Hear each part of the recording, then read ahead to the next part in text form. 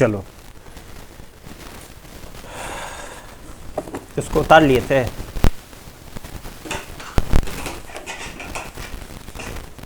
आज शक्ति पड़ेगी और ऊर्जा, इसको भी खत्म करना है आज। स्कूल जाएगी, कॉलेज भी हाय कब। चलो दिखाओ, पेंसिल दो, ये पेन दो। तो आज शक्ति पड़ेगी। बताओ शक्ति का सही मात्रक। ऑप्शन वाट। कल 8वें। कार्य का जूल। चलो कार्य करने की दर को ही हम क्या कहते हैं? कार्य करने की दर को ही हम क्या कहते हैं? शक्ति। ठीक है, कार्य करने की दर को ही हम क्या बोलते हैं? शक्ति। किसी निकाय द्वारा एकांक समय में किए गए कार्य को उसकी शक्ति या सामर्थ्य कहते हैं। कार्य करने की दर को हम शक्ति कहते हैं। इसका एसआई मात्रक क्या होता है? जूल प्रति सेकंड यानी कि वाट। कार्य करने के लिए क्या चाहिए? ऊर्जा। ऊर्जा बटे मिनट, कुछ भी लगेगा सेकंड, तो जूल बटे सेकंड यानी कि उसी को हम क्या कहेंगे? वाट। तो कार्य क्या है? अदिश है कि सदिश? तुम बोलो, कार्य क्या है? अदिश है कि सदिश है? जिसमें परिमाण और दिशा दोनों हो वो सदिश कहलाती है, जिसमें सिर्फ परिमाण हो वो अदिश कहलाती है। तो कार्य में क्या है? केवल परिमाण। केवल परिमाण, तो वो क्या है? एक अदिश है। तो समझ आ गया? बताओ शक्ति बराबर क्या होता है? अभी तो आप बोले वो तो कार्य बराबर था। तो शक्ति बराबर क्या आ जाए? कार्य बटे समय। शक्ति बराबर कार्य बटे समय। हाँ, किया गया कार्य बटे समय। ठीक है, शक्ति को किस रूप में व्याख्या किया जा सकता है? किस रूप में? क्या वो ऊर्जा का स्थानांतरण में किया गया कार्य होता है क्या? नहीं। भार बढ़ाने के लिए आरोपित बल लगाता है कि नहीं? कार्य करने की दर अथवा ऊर्जा स्थानांतरण की दर को ही हम क्या बोलते हैं? शक्ति। अभी बताई थी ना, कार्य करने की दर अथवा ऊर्जा स्थानांतरण की दर को ही हम क्या बोलते हैं? शक्ति। समझ गई? इसी को हम क्या बोलते हैं? शक्ति। कार्य करने की दर या ऊर्जा स्थानांतरण की दर को क्या कहते हैं? क्या? शक्ति। तो वही तो बोल रहे, शक्ति होगा। कार्य करने की दर या ऊर्जा स्थानांतरण, कोई भी कार्य कर रहे हैं उसकी दर, किस कार्य से हम कोई कार्य कर रहे हैं, जो अधिक शक्ति लगाएगा वो अधिक कार्य करेगा ना। जो ऊर्जा हमारा खत्म हो रहा है वही क्या है? शक्ति है हमारा। यदि कोई कारक t समय में w कार्य करता है तो इसका पावर क्या हो जाएगा? अभी बताए थे, शक्ति बराबर कार्य बटे समय। तो शक्ति बराबर क्या हो जाएगा? कार्य बटे समय। शक्ति बराबर कार्य बटे समय, या जूल बटे सेकंड, वो तो हो गया उसका एसआई मात्रा, यानी कि जिसे हम वाट कहते हैं। तो शक्ति को हम कार्य बटे समय, डब्ल्यू बटे टी कहते हैं। डब्ल्यू का अर्थ क्या है? डब्ल्यू का अर्थ है कार्य, और टी का अर्थ समय, और पी का अर्थ किसका? पी का अर्थ शक्ति, पावर। कार्य करने की गति कहलाती है। कार्य करने की गति क्या कहलाएगी? फिर से बोलो। शक्ति कहलाएगी। कार्य करने की गति, कार्य जो हम जिस गति से कर रहे हैं, किसके कारण? शक्ति के कारण। पहला ही ऑप्शन देखो, ऊर्जा देगा। कार्य करने की दर को क्या कहते हैं? ऊर्जा। और कार्य करने की गति को शक्ति। समझिए, देखो इसलिए ये क्वेश्चन आता है। चलो, निम्न में से कौन सी भौतिक मात्रा किए गए कार्यों को गति को मापती है? किए गए कार्यों की गति को माप कौन करेगा? बल, वेग, ऊर्जा या शक्ति? शक्ति। भौतिक मात्रा जो कार्य की गति को मापता है, कार्य की गति को कौन मापेगा? शक्ति मापेगा। एक अश्व शक्ति बराबर 746 वाट। तो इसलिए शक्ति का एसआई मात्रक वाट। ठीक है, शक्ति क्या होता है? डब्ल्यू बटे टी। पावर बराबर पी बराबर डब्ल्यू बटे टी। यदि n न्यूटन और 5 न्यूटन के दो बल एक व्यक्ति पर एक ही दिशा में लगाए जाते हैं तो वस्तु का कार्यरत कुल बल कितना होगा? देखो, दो बल लग रहा है, ठीक है, तो दोनों बल को इसे तो इस फार्मूले से बनाना पड़ेगा ना, समझिए। वैसे तो इतना ज़्यादा करोगे उतनी वो नहीं करना है। दो बल लग रहा है, दोनों को जोड़ दो, सिर्फ सिंपल याद रखो इसमें। F बराबर F1 प्लस F2, इतना ही सिंपल याद रखो। तो क्या हो जाएगा 15 न्यूटन का, एक 10 न्यूटन का लगा रहा था और एक 5 न्यूटन के, दो बल एक वस्तु को एक ही दिशा में लगाए जाते हैं, तो वस्तु का कार्य कुल बल कितना होगा 15 न्यूटन। शक्ति का सूत्र क्या आता है बोलो, शक्ति बराबर कार्य बट्टे समय, लिख लेगी इसको। तो P बराबर W बट्टे टी, शक्ति बराबर कार्य बट्टे समय, तो ये बार बार आता है। चलो निम्नलिखित में से कौन सी भौतिक राशि किए गए कार्य की दर कहलाती, किए गए कार्य की दर क्या कहलाएगी, शक्ति, किए गए कार्य की दर क्या कहलाएगी, शक्ति, ठीक है। चलो कार्य करने की दर को हम शक्ति कहते हैं, कार्य करने की दर को हम शक्ति कहते हैं। यदि किसी भी कर्ता को द्वारा W कार्य के समय T में किया जाता है तो कर्ता का शक्ति क्या हो जाएगा W बटे T, यानी कि SI मात्रक वाट होता है इसका। तो कार्य बटे समय यानी कि जूल बटे सेकंड, इसी को हम वाट बोलते हैं। तो एक अश्व शक्ति बराबर 746 जूल सेकंड बोल दो या वाट बोल दो, समझ गए। चलो मोहन का वजन 40 किलोग्राम है तथा वह 10 सेकंड में 50 सीढ़ियाँ चढ़ जाता है। यदि प्रत्येक सीढ़ी की ऊंचाई भी दे रखी है इतना सेंटीमीटर हो तो मोहन की शक्ति कितना लगाएगा वो। तो यहाँ पे देखो शक्ति बराबर कार्य बटे समय होता है, तो मोहन यहाँ किस अवस्था में, स्थितिज अवस्था में है। स्थितिज अवस्था से मोहन द्वारा किया गया कार्य बटे समय होगा।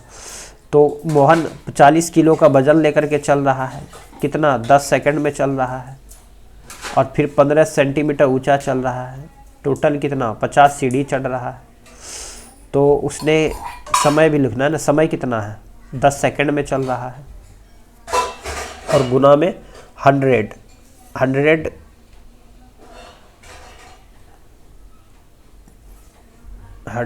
भी लेंगे। 75 पॉइंट इतना मीटर के मोहन की स्थितिज ऊर्जा, मोहन द्वारा किया गया कार्य, तो 300 वाट आ गया।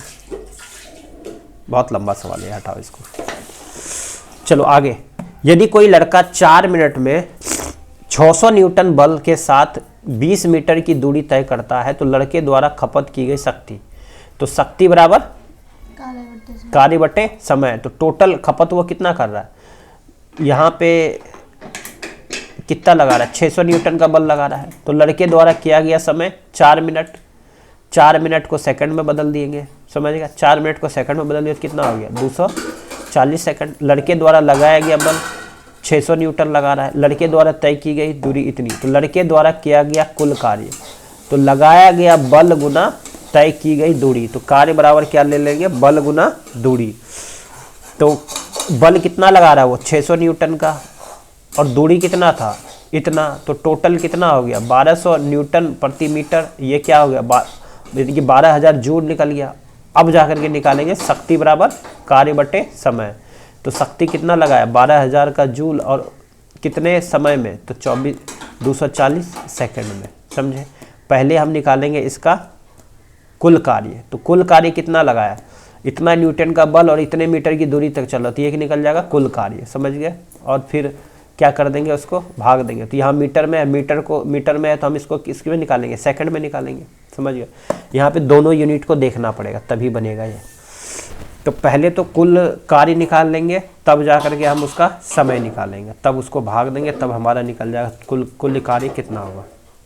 इसी तरह से 50 किलोग्राम द्रव्यमान का एक लड़का 20 सीढ़ियाँ 9 सेकंड में चढ़ता है। यदि प्रत्येक सीढ़ी की ऊंचाई इतनी हो तो उसके द्वारा कितना कार्य किया गया, तो 40 सीढ़ियों की कुल ऊंचाई कितनी हो जाएगी, 40 सीढ़ी है, ठीक है, और प्रत्येक सीढ़ी की ऊंचाई कितनी है 15, तो कुल कितना हो जाएगा 40 गुना 15 कर दोगे, 600 सेंटीमीटर चल रहा है, यानी कि 6 मीटर तक वो चढ़ेगा।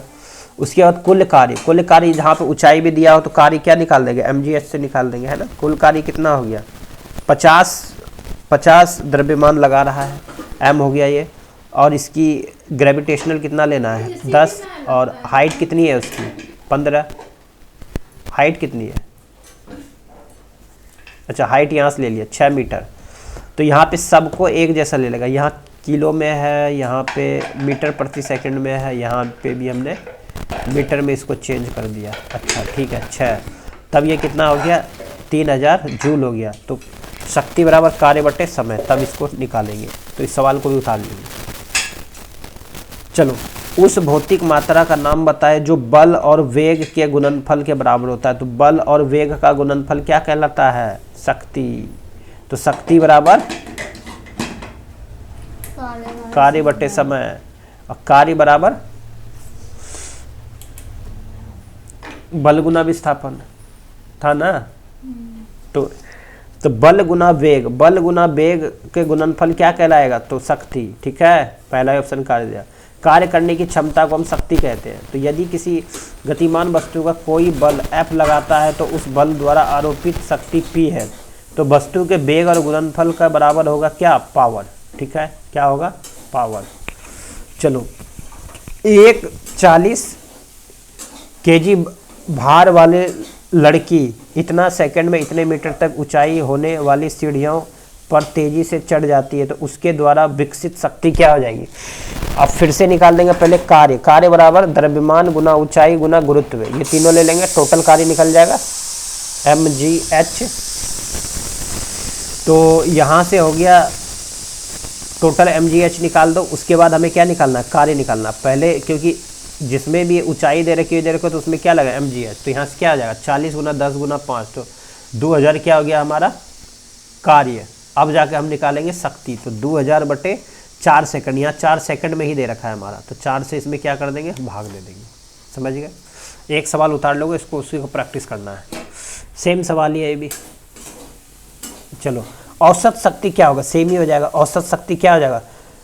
कुल प्रयुक्त ऊर्जा बटे में कुल समय, जितनी हम ऊर्जा खपत कर रहे हैं और कुल समय, तो कुल प्रयुक्त ऊर्जा बटे में कुल समय, तो ऊर्जा बटे समय, औसत शक्ति बराबर जितनी ऊर्जा हमने किया और उसका समय। ये भी सेम ही सवाल है। समझ गए? ये भी सेम ही है। एक ही सवाल बना लेना, इसमें और ज़्यादा कुछ बनाना नहीं है, एक ही सवाल है सारे।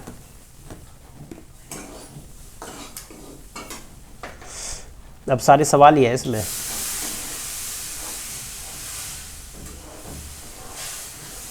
चलो, ये सवाल देख लो। ये थोड़ा अलग है ना, गुरुत्वाकर्षण और ये नहीं, दोनों एक ही जैसा। चलो, इसी को देख लेते हैं। 80 केजी की एक वस्तु है जो 40 मीटर की ऊंचाई तक लेकर के जाना है। लगभग 50 सेकंड में ऊपर उठाने हेतु आवश्यक औसत शक्ति क्या लगाया? तो पहले इसकी कार्य निकाल दो। टोटल कार्य कितना होगा? mgh लगा दोगे। समझ गए? तो mgh, जी का मान 10 ले लेंगे, क्योंकि यहाँ कुछ कह नहीं रहा है, नहीं कहेगा तो 10 ले लोगे। समझ गए? ताकि कटाने में सही होगा। 9.8 लोगे तो दिक्कत होगा। अब टोटल कितना सेकंड लग रहा है? 50 सेकंड, तो 50 से भाग दे दो। शक्ति बराबर, अच्छा दिया हुआ है, हाँ, अगर चलो दिया हुआ ठीक है, वैसे भी 10 ही ले लेना है ना। यहाँ भी दिया ही हुआ है, तो निकल जाएगा ये। सवाल बना लोगे। समझ गए? और इसमें कुछ समझना है? निम्नलिखित में से कौन सी शक्ति का सूत्र है? तो P बराबर, बताओ जल्दी से। P बराबर शक्ति बराबर, ओ यहाँ तो आ नहीं रहा है। शक्ति बराबर P बराबर, तो सभी हो जाएगा यहाँ तो। P बराबर V गुना R, P बराबर I R गुना R। अच्छा, इसको देखना ही पड़ेगा। वेग हो गया ना, वेग का स्क्वायर बटे में R ले रहा है, V गुना में R ले लो, या V स्क्वायर या R ले लो, सारे हो जाएंगे इसमें। ठीक है, इसको टॉपिक को देखना है। चलो, ऊर्जा चलते हैं। यदि वायु प्रतिरोध को नगण्य माने तो मुक्त रूप से गिरते हुए पिंड में स्थितिज ऊर्जा और गतिज ऊर्जा का योग क्या होगा? तो दोनों ही स्थिर रहेगा। शून्य मतलब, बताओ, शून्य मतलब जहाँ हवा ना हो, तो वहाँ पे चाहे गतिज ऊर्जा हो चाहे वो स्थितिज ऊर्जा हो, सभी क्या हो जाता है? शून्य। समझ गए? स्वतंत्र रूप से गिरती हुई किसी पिंड की स्थितिज ऊर्जा धीरे धीरे घटती जाती है। यह ऊर्जा संरक्षण के नियम के अनुसार ही कार्य करता है, क्योंकि जब वस्तु स्वतंत्र रूप से नीचे गिरती है तो स्थितिज ऊर्जा रूपांतरित गतिज ऊर्जा में हो जाती है। किसी भी बिंदु पर गतिज ऊर्जा और स्थितिज ऊर्जा का योग हमेशा समान स्थिर रहता है। समझिए? वो कहाँ पे होगा? जब नग्न माने, नग्न मतलब खाली स्थान, यानी कि निर्वात। समझिए? तो वहाँ की तुलना कर रहा था ये।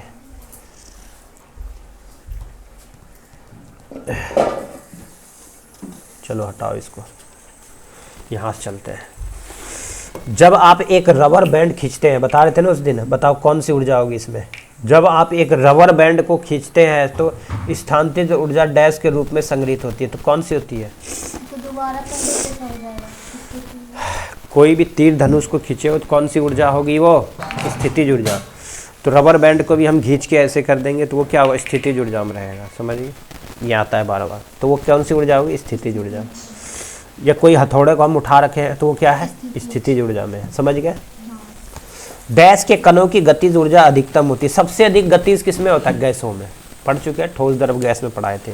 सबसे अधिक ऊर्जा किस में होती है? गैस में। गैस को थोड़ा सा भी छोड़ दोगे वो उड़ जाएगा। फिर किस में होती है? द्रव में। और सबसे कम ठोस में। डैश के कणों की गतिज ऊर्जा अधिकतम होती है, अभी बताए थे गैसों में। एक घर में एक माह में 900 गुना 10⁻6 जूल की खपत हुई तो इकाई में यह ऊर्जा कितनी होगी? तो इकाई में पूछ लिया है, तो इसकी इकाई पता ही है। एक यूनिट बराबर कितना होता है? 3.6 इंटू 10⁻6 जूल। तो इससे इसको डिवाइड दे दोगे। तो ये हमेशा याद करना, एक यूनिट जो घर के अंदर ऊर्जा खपत करते हो, क्या यूनिट में करते हो ना? कितना यूनिट आया? जो भी हम बिजली चलाते हैं किस में आता है? वो यूनिट में आता है ना बिल। तो एक यूनिट बराबर ही क्या आता है? 3.6 इंटू 10⁻6। 10⁻6 से 6 खत्म हो गया और इससे इसको भाग दे दो, पॉइंट उड़ जाएगा। तो ये 250 यूनिट के करीब हमने खपत किया, समझ गए? निकल जाएगा। ऐसा ही सवाल आता है। जब एक संपीड़ित स्प्रिंग को छोड़ा जाता, अब देखो एक संपीड़ित स्प्रिंग था उसको हमने छोड़ दिया, तो यह अपनी स्थितिज ऊर्जा से किस ऊर्जा में बदल जाएगी? बोल तुम। अभी बोले थे एक रबड़ बैंड या स्प्रिंग को हम खींच कर रखें तो स्थितिज ऊर्जा, जब हम उसको छोड़ देंगे तो कौन सी ऊर्जा में हो जाएगा? तो वो स्थितिज ऊर्जा से किस ऊर्जा में चला जाएगा? गतिज ऊर्जा में चला जाएगा। तुम बताओ गतिज ऊर्जा का सूत्र क्या होता है? गतिज ऊर्जा काइनेटिक एनर्जी बराबर हाफ mv²। पोटेंशियल एनर्जी बराबर बताओ जी। स्थितिज ऊर्जा बराबर mgh। mg मास, गुरुत्व और ऊंचाई। एक वस्तु की स्थितिज ऊर्जा में उसकी डैश के साथ वृद्धि होती है। एक वस्तु की स्थितिज ऊर्जा में उसकी ऊंचाई के साथ वृद्धि होती है। क्या वृद्धि होगी? अगर एक वस्तु की स्थितिज ऊर्जा में उसके डैश के साथ वृद्धि होगी, उसकी ऊंचाई के साथ क्या हो जाएगी? वृद्धि। देखो स्थितिज ऊर्जा, जब किसी वस्तु को विशेष अवस्था या स्थिति के कारण कार्य करने की क्षमता आती है तो उसे हम स्थितिज ऊर्जा कहते हैं। तनी हुई स्प्रिंग, कमानी ऊर्जा, बांध में संग्रहित पानी पूछा जाएगा। एक बांध बना हुआ, जैसे मंझली का बांध बना हुआ था, उसके उधर गंगा का पानी था, वो किस ऊर्जा में था? गतिज ऊर्जा में था कि स्थितिज ऊर्जा में था? तो वो स्थितिज ऊर्जा में था। अगर वो बांध टूट जाता तो वो सब क्या आ जाता है? गतिज ऊर्जा में आ जाता है। तो इसके ऊपर सूत्र आता है, ये सवाल बनाने के लिए आ जाता है। यांत्रिक ऊर्जा बराबर हो जाता है गतिज ऊर्जा प्लस स्थितिज ऊर्जा। यांत्रिक ऊर्जा दे देगा, गतिज ऊर्जा दे देगा, बोल देगा स्थितिज ऊर्जा निकालो। ये दोनों दे देगा, बोल देगा यांत्रिक ऊर्जा निकालो। तो ये भी सूत्र याद रखना है, ठीक है। चलो, तो यहाँ पे क्या आ जाता है? ऊंचाई के साथ वो वृद्धि होती है। किसी वस्तु की स्थितिज ऊर्जा उसके ऊंचाई के साथ वृद्धि होती रहती है। निम्नलिखित में से कौन सी ऊर्जा किसी वस्तु में ऊंचाई के साथ बदलती है? तो ऊंचाई के साथ अभी बताएं स्थितिज ऊर्जा। ऊंचाई के साथ कौन सी ऊर्जा बदल जाएगी? स्थितिज ऊर्जा बदल जाती है। बांध में संग्रहित पानी, तुम बताओ बांध में संग्रहित पानी कौन सी ऊर्जा में होती है? ठीक है।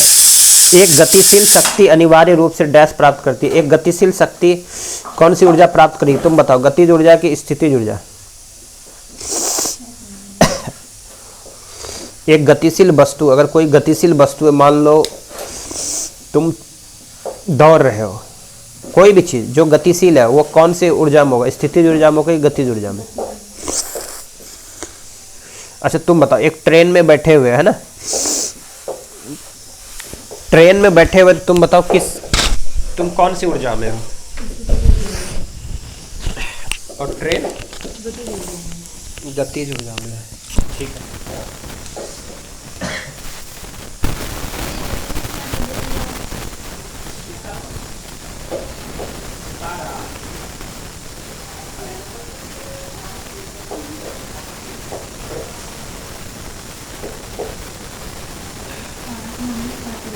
तुम्हारा है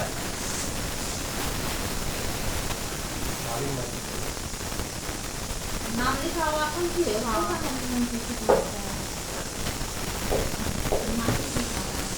पर ये नंबर तो भाभी का नहीं है, मेरे फोन में आपका नंबर नहीं है। आपकी बहन के साथ है। वो वाला नंबर है। वो वाला नंबर। हाँ हेलो, आपका फोन है भैया, आपका फोन है। हेलो, हाँ मम्मी।